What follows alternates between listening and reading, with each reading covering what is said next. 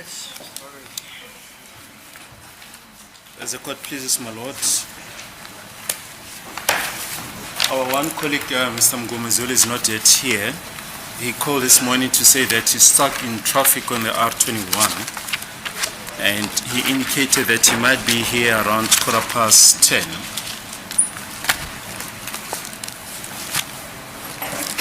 I understand now.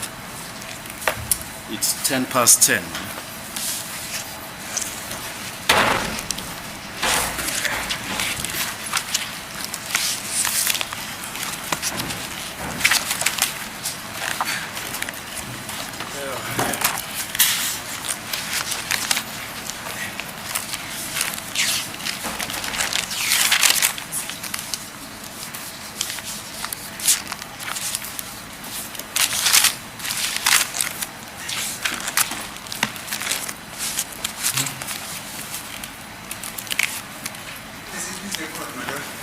Maybe whilst we still are waiting for Mr. Mgomezulu to arrive, there's a request that comes from my client, so that's accused number 3.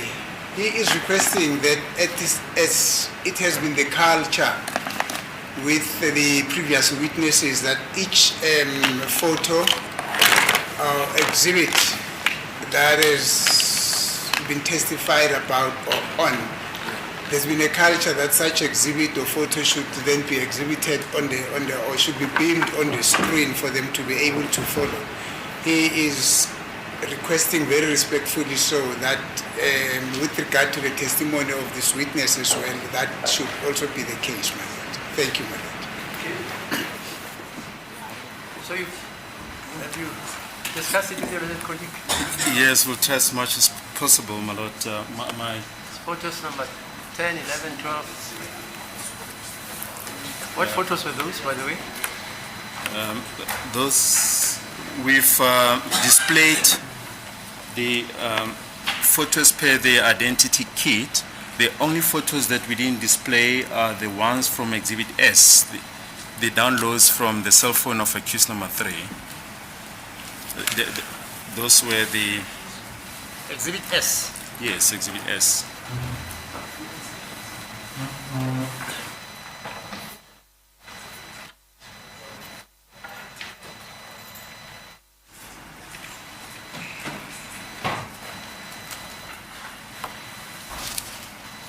Yeah, let's wait for Mr. Mgomezulu. But the other photos, we must beam them, all of them. As the court pleases, we'll try that, my lord. Unfortunately, my colleague will only be back on Monday. Oh, is that so? Yes, and he'll be conferred with a PhD this morning, my lord. Oh, great. Yes, he's actually from today will be Dr. Sibanda. Okay, well, congratulations to him. Yes, thank you. Yes, we need such expertise in this. Thank you. How old is he, if I may know? Yeah, About? Fairly young, my lord. In his 30s, yes. Okay, yeah, that's the right age. And it's a great achievement at that age. Yeah, it is. Okay.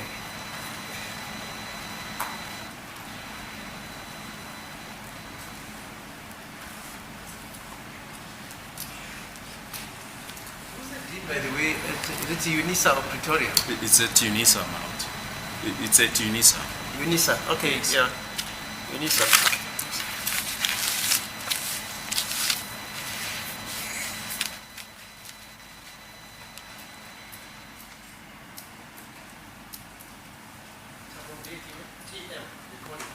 Yes. Chancellor, yes, I think so. Yes, I think so. The Dean of the Faculty of Law? I'm not sure who the current dean is. Is it? I'll find out from Dr. Sibanda when. And Gandalfinger, what is he? He's just one of the professors there. It could be, but is it the Gandalfinger, the practitioner? Yes, Gandalfinger. Yes, He the told me attorney, that. the divorce lawyer. Yeah. He's a professor there. Oh yes. I started with him 19 71. Why do you say oh? I mean, that's quite a long time ago. Yeah.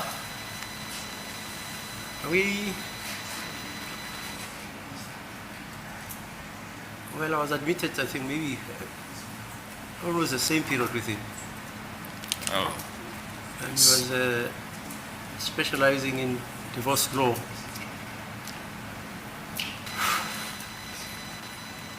yeah, but I think Dr. Sibanda will be able to tell us all that. Yeah.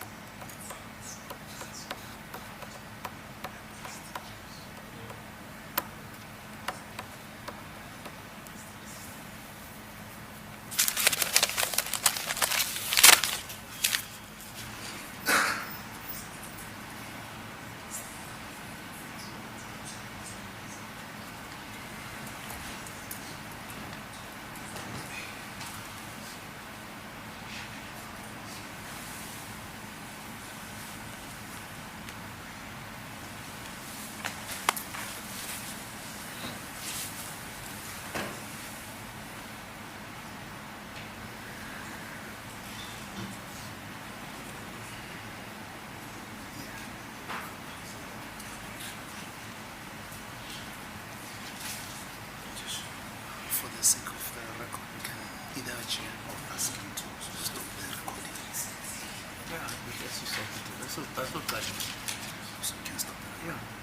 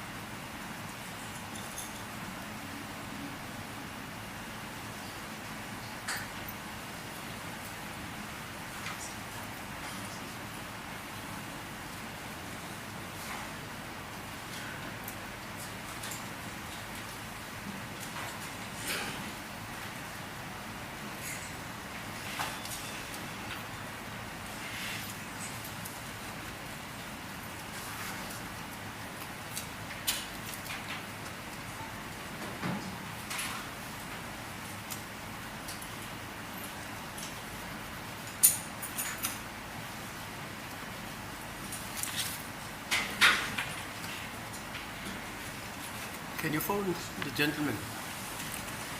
So that The registrar is busy phoning. Hello? The registrar is busy phoning. Is it? Mr. Mtsukula.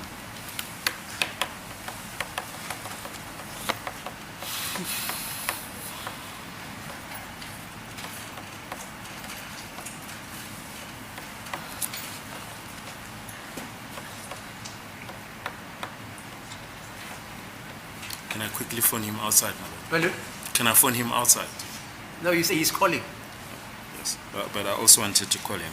Oh yeah, you can phone him from the passage there if you want.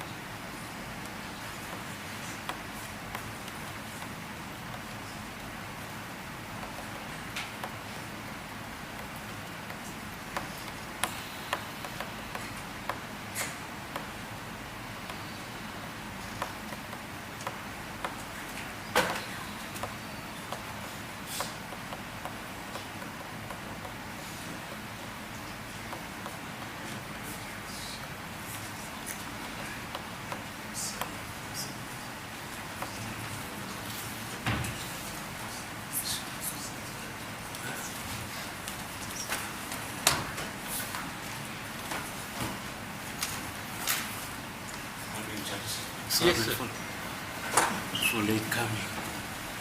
I was stuck in the traffic. Okay.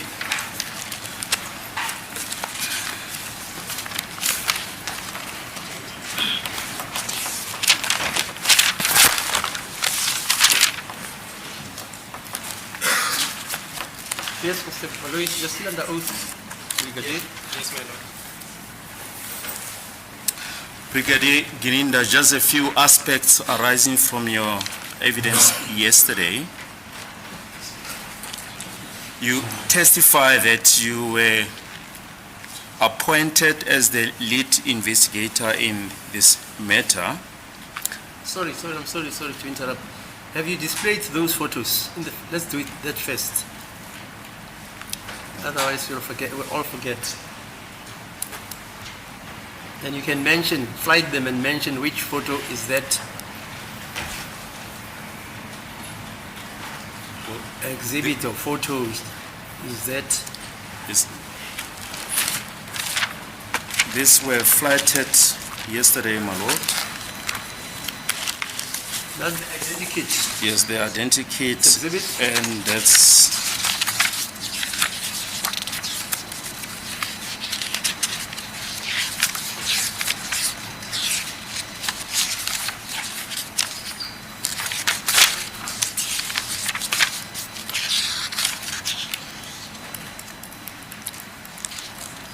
it's exhibit BB. Exhibit BB, Yes, right? Exhibit BB is the identikit. yes. Okay. Then we also showed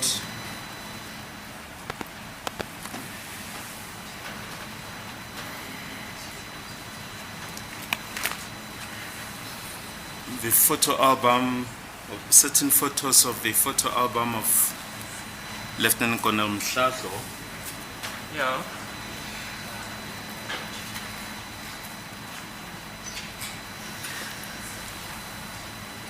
I can't remember whether it was photo 1 and 2.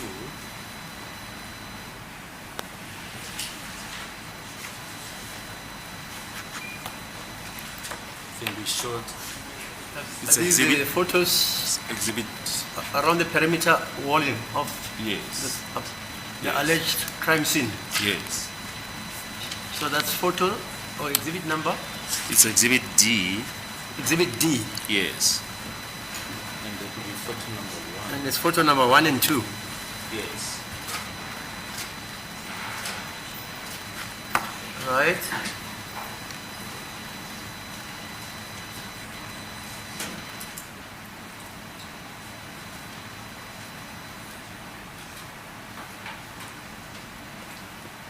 Then there was reference made to photos of the pointings out.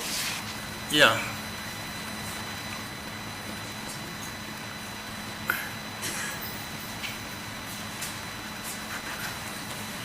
which I cannot find.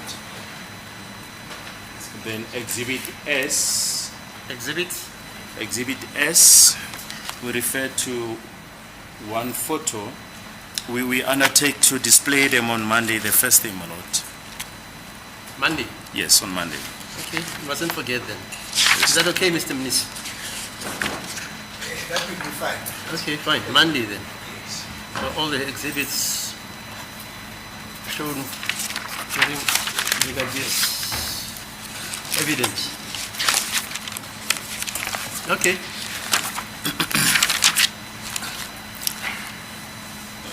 Brigadier, you testified yesterday that you were appointed the lead investigator in this matter.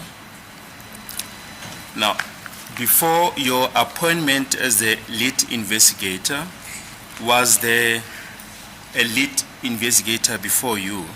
Ungakaqokwa-ke ukuthi kuyoba wena ohola ithimba labaseshi. Wayekhona yini omunye owayehola leli thimba? That is correct, my lord, and it was then Brigadier Shibiri. He is now a Major General Shibiri. Major General Shibiri. He's the head of the national head of the organized crime in Pretoria. Yebo, kwakukhona uBrigadier Shibiri osephakamile wathola isikhundla esiphezulu manje.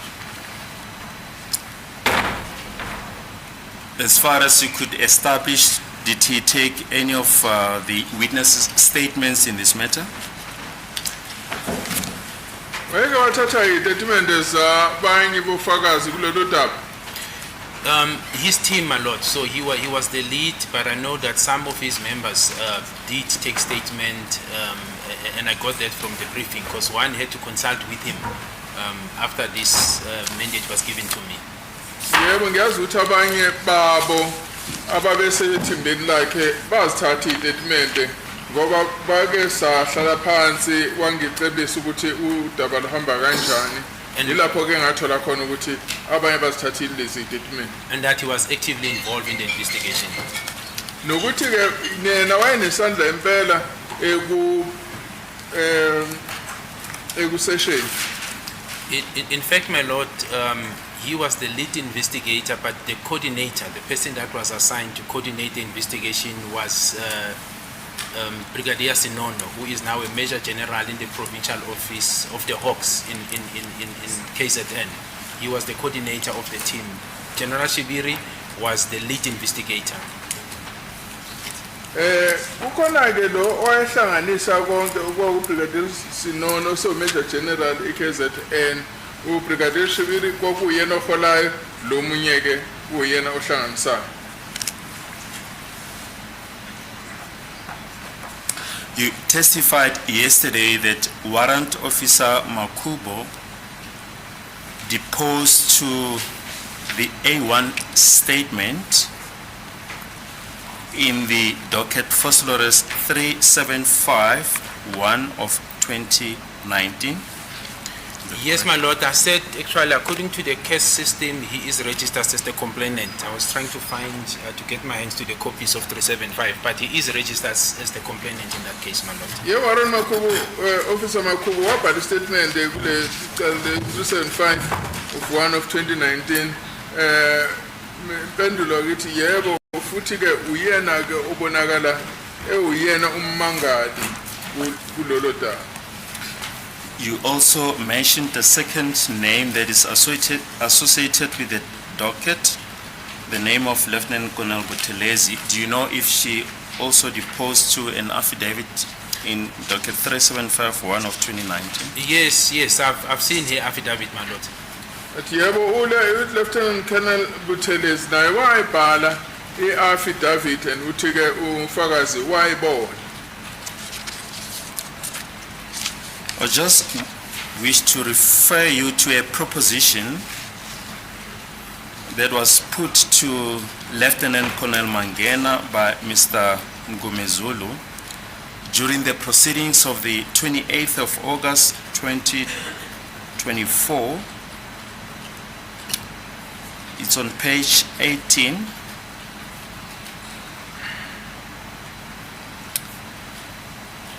From line 7, Mr. Mgomezulu, are you aware that Warrant Officer Makubo is investigating the docket 375/1/2019?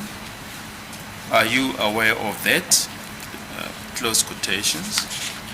Now, according to this proposition, Warrant Officer Makubo is the investigating officer in Phosphorus 375/1/2019. Now, in the light of your evidence now, is it normal for someone who deposes to an A1 statement that is now the complainant statement to also be an investigator of that case? So, my lord, no. So, to maintain objectivity, you will try to separate the IO from the investigator. It's a question of objectivity, because then you become, you know, you are the complainant and you also conducting investigation.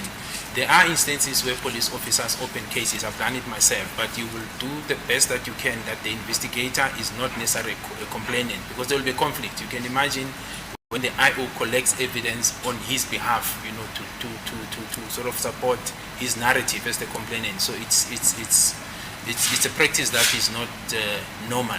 That's what I would suggest. Kuthiwa-ke uLieutenant Makubo wayewumseshi kulelu daba lelu ka-375/1/2019. Wabuzwa lapha umnisi ukuthi uyakwazi yini lokho, ethi manje imibuzo lana uthi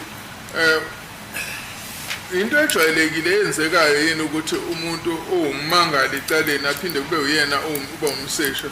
Athi yebo, amaphoyisa ayakwazi ukuvula amacala, kodwa-ke akukuhle ukuthi-ke umuntu owummangali nanoma eyiphoyisa phinde kube uyena owenza uphenyo kulolu daba alumangale. You mentioned yesterday that you made copies of the docket in this matter, First Lord's Cast 63610 of 2014, and gave copies thereof to each member of your team.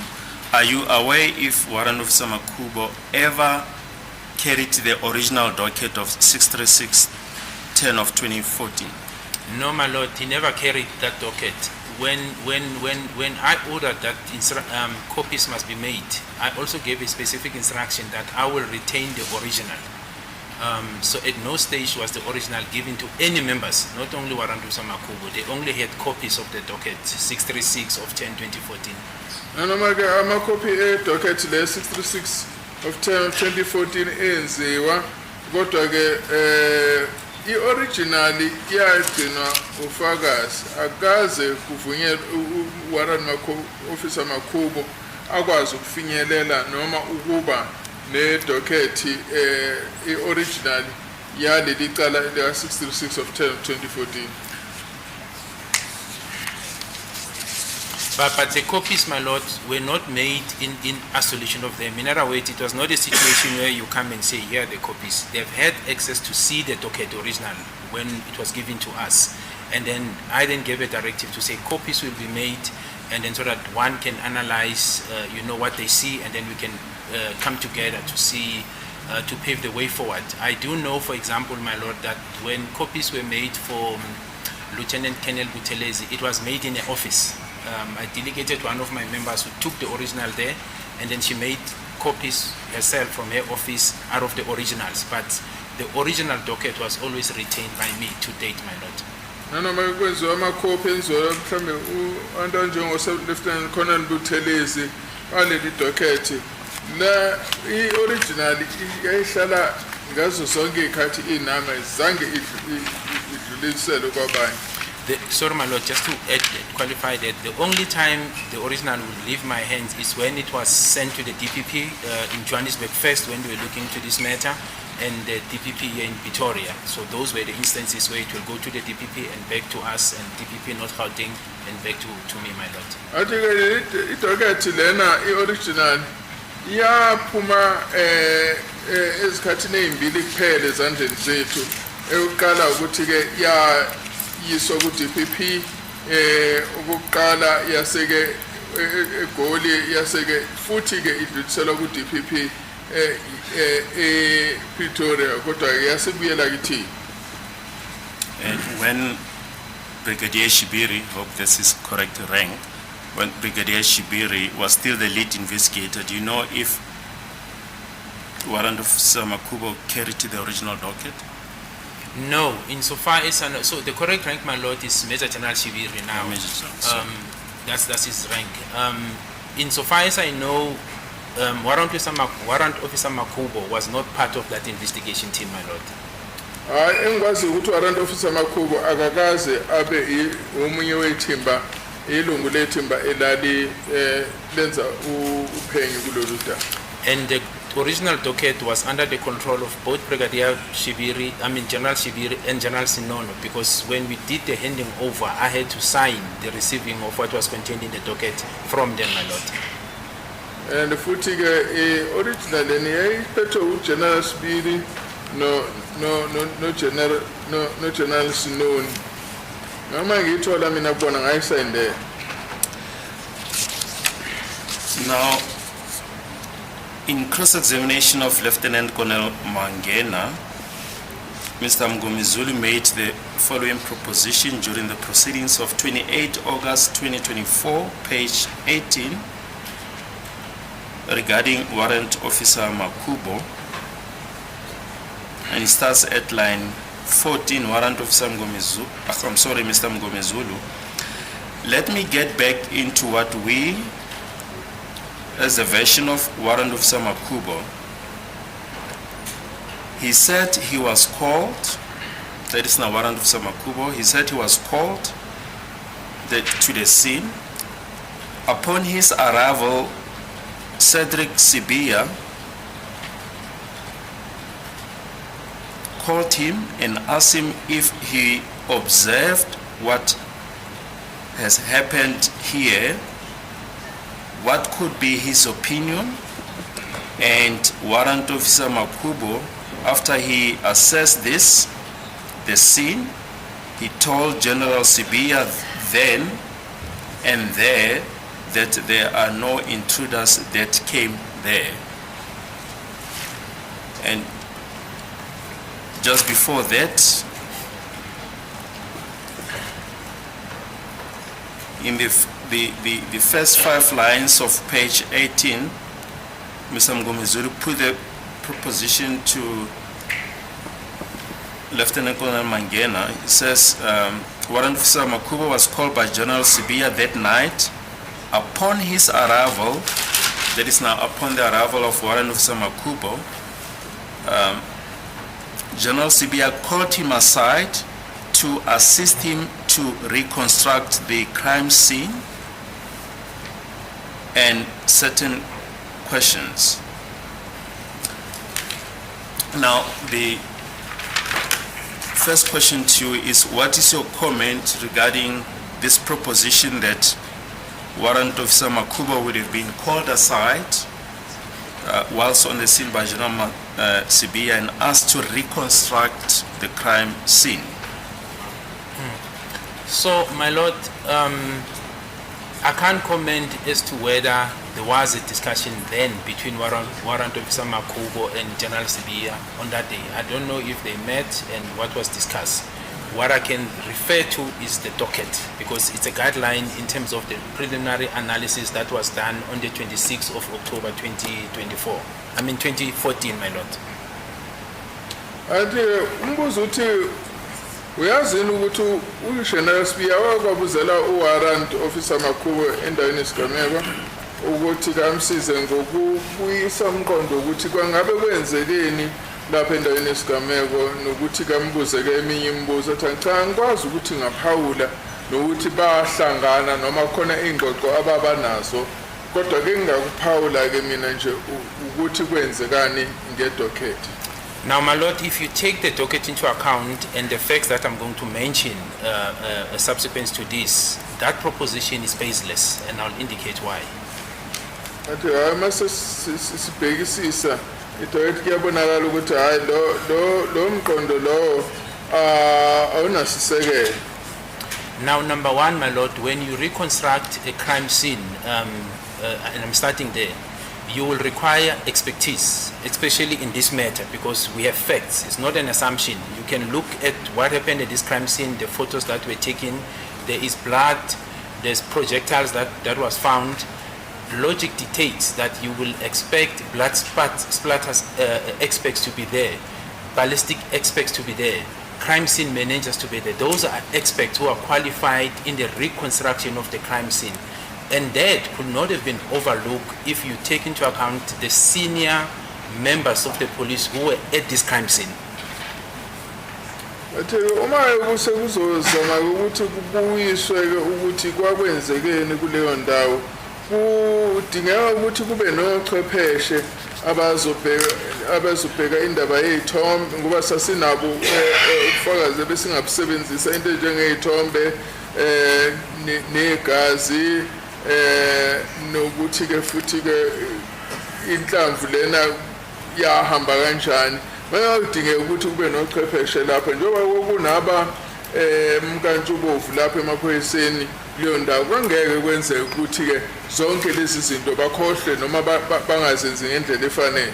Secondly, my lord, once that is done, in the docket, you would have found a statement from Warrant Officer Makubo indicating, for example, what he has done in the reconstruction of the crime scene. In this docket that we've disclosed to the defense, there is no such statement. Futhi ke edokethini kuyobe kunestatement sikaMakubo esichazayo ukuthi yena wenzani nani manje sikho ke leso statement edokethini. Secondly, there is no statement by anyone who was there, my lord, on the 26th of October 2014, indicating that Warrant Officer Makubo was asked to reconstruct any crime scene. Futhi ke sikho statement esishoyo ukuthi siphuma kunanombani wayekhona kuleyo ndawo esigameke echaza ukuthi Warrant Officer Makubo wacela ukuthi akasize ukubuyisa ukuthi kwangabe kwenzekeni endaweni yokugebengu. There is further no indication whether from Warrant Officer Makubo or any of the witnesses who were at the crime scene, including neighbors, that says they were interviewed by Warrant Officer Makubo on that day. Futhi akukho lutho olukhombisa ukuthi Warrant Makubo noma ababekhona omakhelwane lapho ukuthi bacela ukuthi babuzwe imibuzo Warrant Officer Makubo. Now, my lord, the only crime scene experts that we have in this docket, for the first time on the day of the incident, you will pick up Warrant Officer Musia, who was then subsequently followed by Mutlatho on the following day, and the ballistic experts who came. On the 26th of October 2014, there is no indication, except the local detectives, even them who were present, their statements are there. There is no indication of this assertion that I'm being told about, my lord. Futhi ke la ngaphakathi kwedocket ama-inspector abonakalayo ochwepheshe abonakalayo kubonakala lapha uWarrant Officer Musia olandelwa uMuhlahlo ngelanga elilandelayo akukho khona la kukhombisa ukuthi ngomhla ka-26 kulenyanga ka-October 2014 kwakungekho uchwepheshe wayekhona lapho. And based on that, my lord, I see no basis because I'm guided by the docket. As I say, I was not there when this thing happened, but the docket does not tell me that such was done, my lord. Njengoba mina ngithola konke engikubhekayo edokethini ngithi akukho la ukhona la edokethini okukholela ukuthi ngicabanga ukuthi lokho okubekiwe ngabe kwenzekile.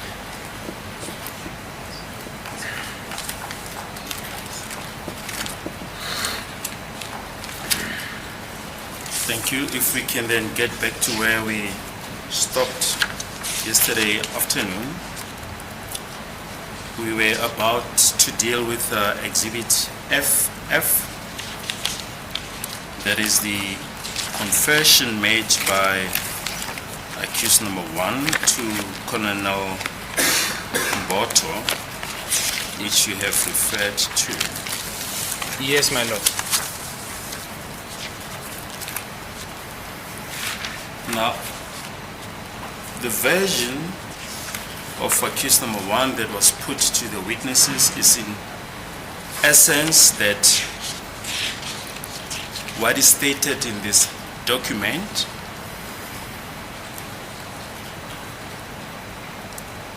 does not come from accused number one. In other words, they're saying that accused number one is not the source of what is contained in this document, that accused number one was approached with these documents already completed.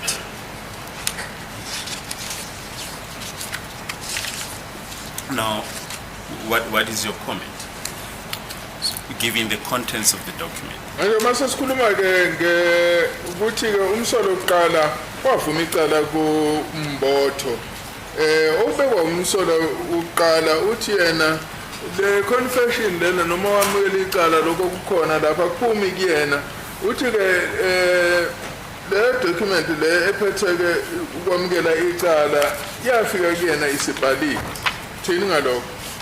My Lord, that cannot be true, and I'm basing that on the details that are in this confession that could only have been known by accused number one. I did not even know the details that are contained here, and I can deal with them as we go along. Manje mina ke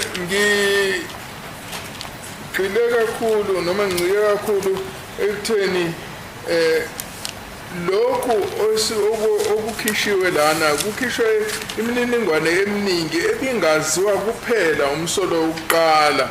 So lokho ukuthi statement lesasiphuma kuyena ngeke kwazi ukuba iqiniso ngoba eminingi lemininingwane kwasamina bengeke ngiyazi ngangayazi. The first point of departure, my Lord, is that at the time when accused number one was approached, the only evidence that we had in the form of a sworn affidavit was the statement from Absolute Zungu, and that statement implicated him and accused number two. Oqala ke ukuthi lana ke umsolo oqala istatement esasinaso esokuthi wabzolo umsolo mzulu wena wakhomba yena nomsolo wesibili. But in his confession, my Lord, he then introduces Marco Buthelezi and Qiniselani as the co-perpetrators who were present. We did not know those names, so they could not have come up from anywhere except from him, because this was also followed up, my Lord. Uthi ke manje uyana wakhipha igama lika Marco Buthelezi noQiniselani besingeke swazi lamagama umba ebengaveli kuyena wathi besingasilutho ngalamagama. Yes, my Lord, that is a point of departure. Yes, where do we see those names? So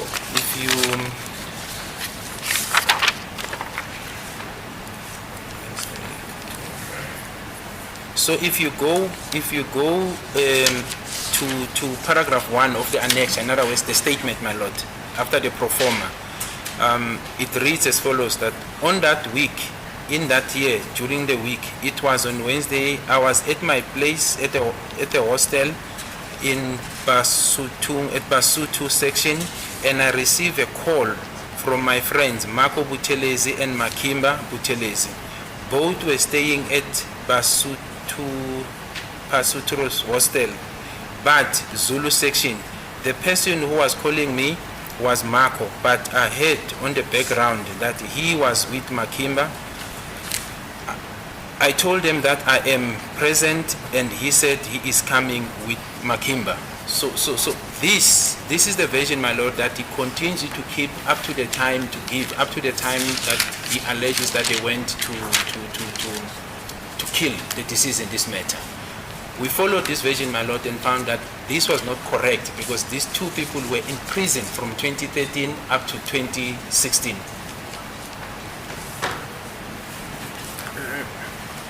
I've lost some of the details. The paragraph taken from there.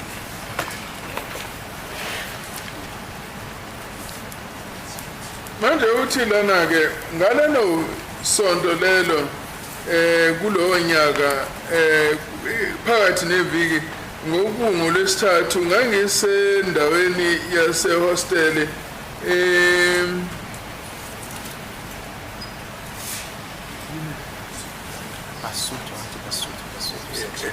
endaweni yaseBasutu section ngingathola ke ucingo elivela kubangani bami uMarco Buthelezi noMakimba Buthelezi bobabili ke babehlala Pistorius Hostel kodwa kule ngxenye ke ehlala amaZulu. Umuntu ko ayengithintayo ngocingo kokumakho kodwa ngezwe ukuthi kukhona aye naye lapho kunokuthi aye noMakhimba. Ngase ngimtshela ukuthi mina ngikhona and futhi ke yena uzoza mina noMakhimba. Now, my lord, Makhimba is also Qiniselani Buthelezi, because we managed to get to him, and a statement from him was obtained with regards to this, as one was trying to corroborate this confession, my lord. Manje kuMakhimba yena uyani uqinisana noMthelezi sakwazi ukumthola na statement sakhe. And where did you find him? I found him at Kalagabushe prison, my lord, in KZN. That's where he was incarcerated. Ngamthola ejele laseKalabushe KZN ila evalelwe khona. And the records, my lord, confirm that he was indeed in detention from 2013 together with his brother, Marco, and they were released briefly in 2016, where he was then arrested again. This is Qiniselani. And thereafter, Marco was then killed, I think around 2019. We also obtained his death certificate. Was shot and killed. Just a minute, just My apologies. give the interpreter a chance to Yes, interpret. my apologies. Sakwazi ukuthi esithole khona lapha ejele ukuthi ke babe sejele ukusela ngo2013 ukuze bayophinde bayophuma ngo2016 lapho aphinda khona ke waboshwa uqiniselana sathola ke nokuthi umakho yena wagcina eshonile.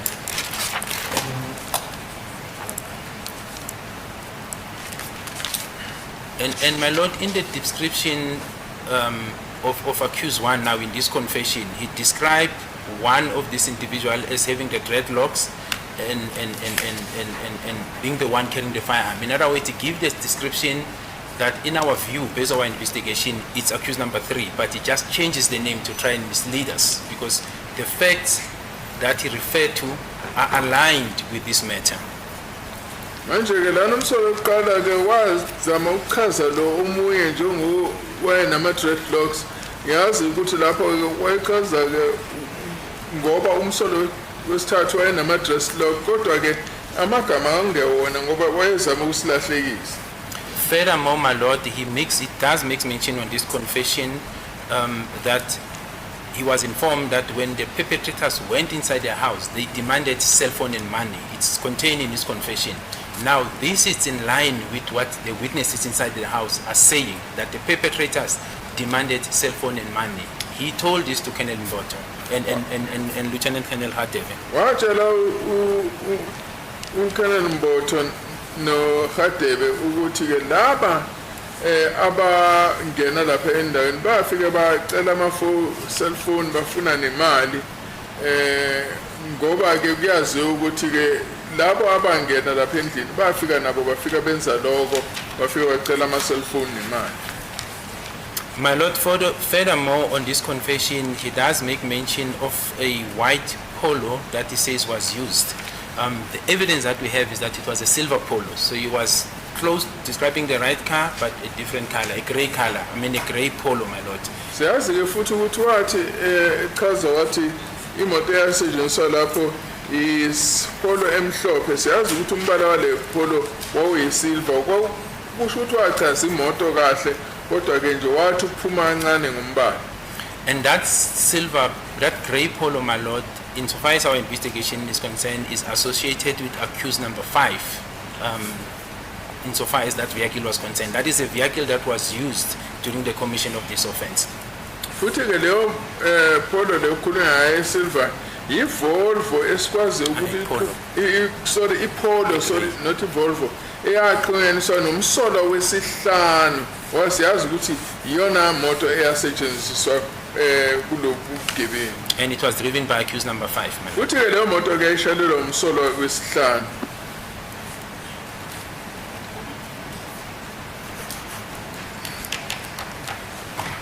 And how are you able to establish that it is associated with accused number 5?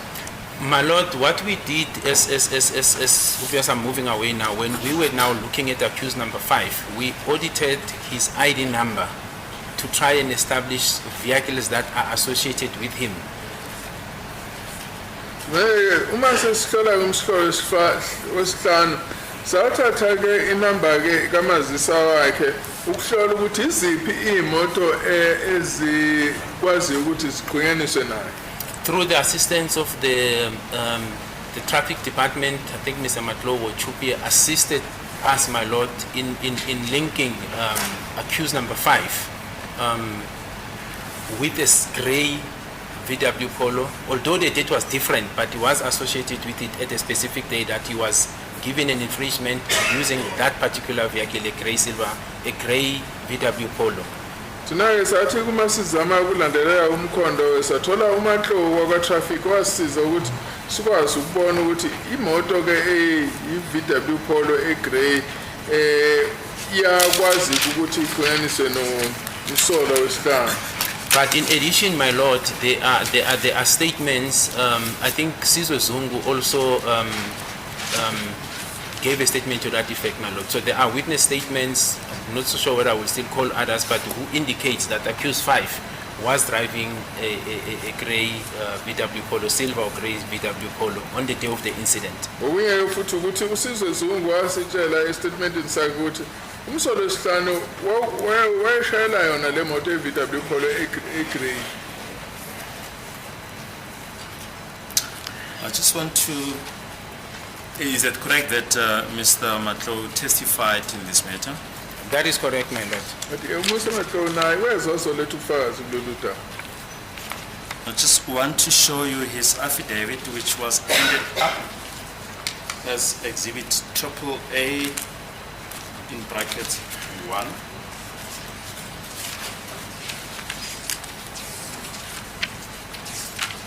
And in particular, paragraph H of his affidavit that appears on page 5.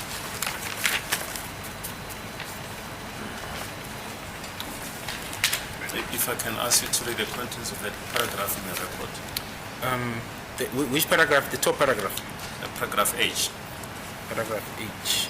Okay, Natis records indicate that Mr. Fisoku Ntuli, ID 86011 05612086, was issued when with infringement handwritten notice number 1-0011-016 8990 by Traffic Officer MJ Stoffy, Officer's Infrastructure number 49512K9R, attached to JMPD Issuing Authority. The particulars of the infringement are shown below. Kuthiwe ke lana ke umshenekelo wenathisi uyakhombisa ukuthi uFisokuhle Ntuli ne-ID ka-8601110 5612-086 wathola ithikithi eli-notice 011-001-016468990-0 enikwa iphoyisa ke uStofile lalingaphansi kwe-JMPD.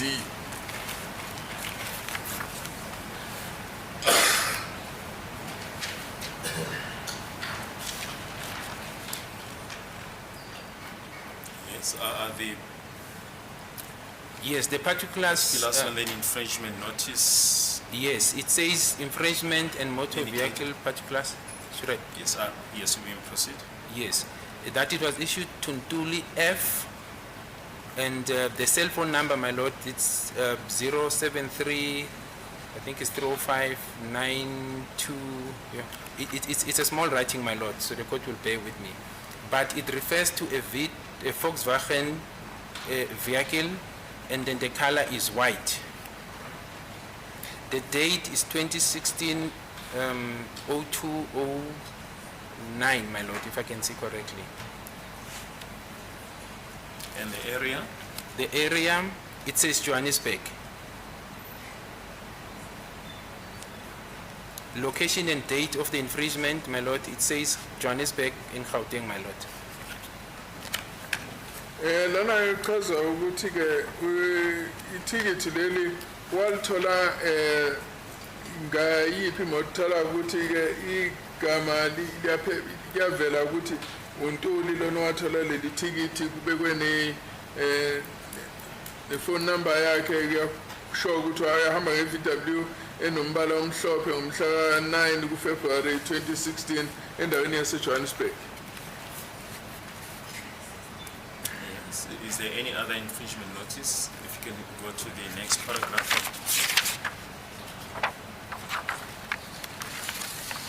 Yes, my lord. So on paragraph K, it reads as follows that the National Traffic System NATIS records further indicate that an infringement number 01-0011-0168163848 was issued to Mr. Fisobuhle Ntuli, ID number 860110561286 by traffic officer identified as M.A. Mudisane, officer's infrastructure number 49512HB9, attached to JMPD issuing authority on the date in question. The full particulars of the infringement are shown below on page 7 to 22. Uthola lapha ke lathi siyakhombisa lapha ukuthi uFisobuhle Ntuli one ID ka 880110581286 wathola ithikithi elinikwa traffic officer uMA Mudisane osebenzela iJMPD. Now, my lord, on the next page, the particulars of the infringements were issued to F. Ntuli, and it indicates that the vehicle is a VW Polo. It indicates that the color is gray, and the date is 2016-03-20 that I see, my lord. And the location, rather the place where this was issued, it says City or Town, Johannesburg, suburb Johannesburg, and the street name is Klein Street. Uthola lapha ke ichaza imininingwane yaleli thikithi alithola ukuthi lanikwa weF Ntuli owahamba nge-VW Polo eGrey ngomhla ka-20 kuMarch 2016 edolobheni lase-Johannesburg emgwaqweni okuthiwa uClaim Street. Any other particulars of the infringer as per the infringement notice?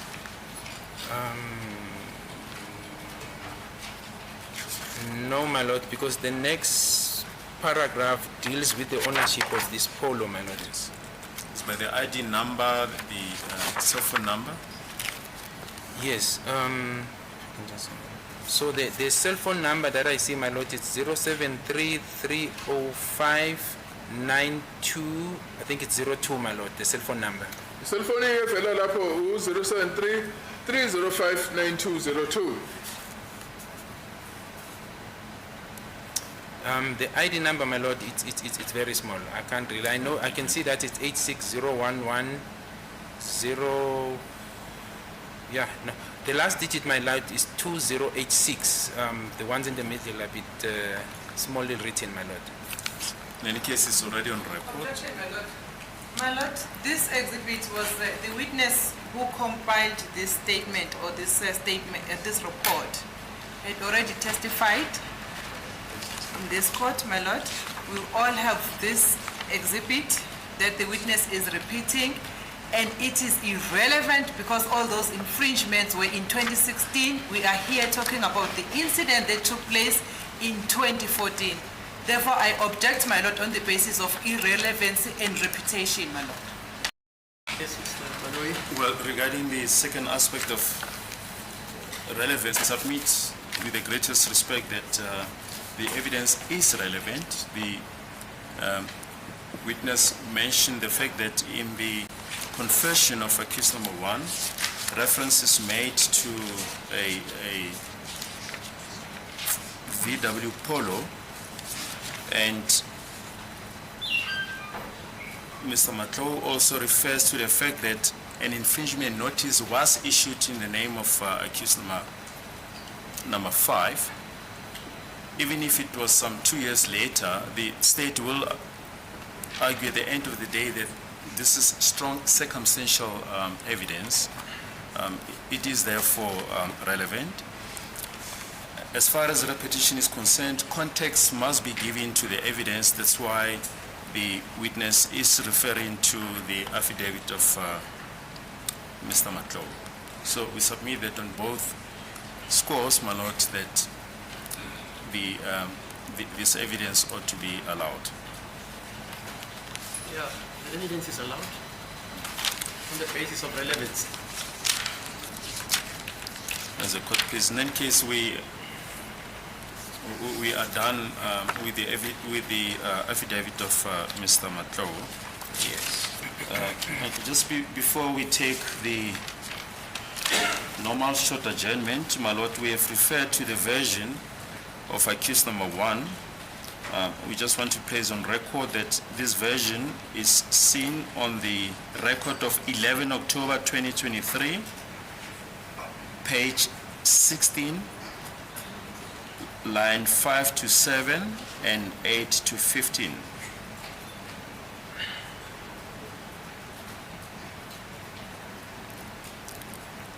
Where then counsel for accused number 1, Mr. Ramasipeli, said the following: my lord, let me clarify from my perspective. My instructions are that he never made a statement. He also denied that he made any admission or pointing out. He never made a statement. The making of the statement needs to be clarified because he says the statement was brought to him. As a court, please. Yes. Can we then take the normal short adjournment at this stage? Okay, 15 minutes.